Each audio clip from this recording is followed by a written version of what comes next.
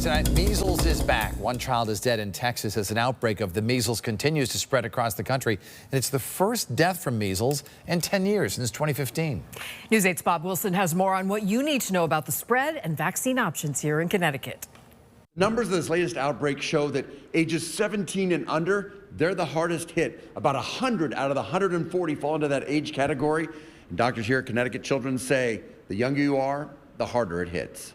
From Texas to New Mexico and now Kentucky, doctors say the measles outbreak continues to spread, even killing a child who was unvaccinated. Because they're very young, they can get more likely to get the complications, which includes pneumonia, and it includes inflammation around the brain and of the brain, which we call encephalitis or meningitis. Doctors say measles presents at first as a cold, runny nose, cough, watery eyes, fever.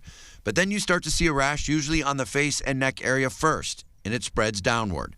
The vaccine, which is usually given in early childhood, works and works well. And the first one will be between 12 and 15 months.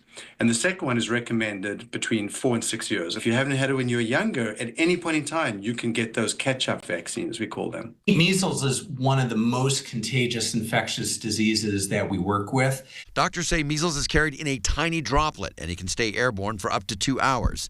That means someone with the measles can walk out of a room and someone else can walk in 2 hours later and still get it. The data I most recently heard out of West Texas is 140 people infected. 20 of those have been hospitalized. I mean, that is a really high rate. And measles comes with a whole host of complications, from brain swelling and pneumonia to long-term side effects. One of the most unfortunate things that we see from measles is that even months or years after you've had measles, you can develop an encephalitis that in its own right can be deadly. And doctors say if you are headed into an area that is infected, you can get vaccinated, but it won't protect you right away. In Hartford, Bob Wilson, News 8.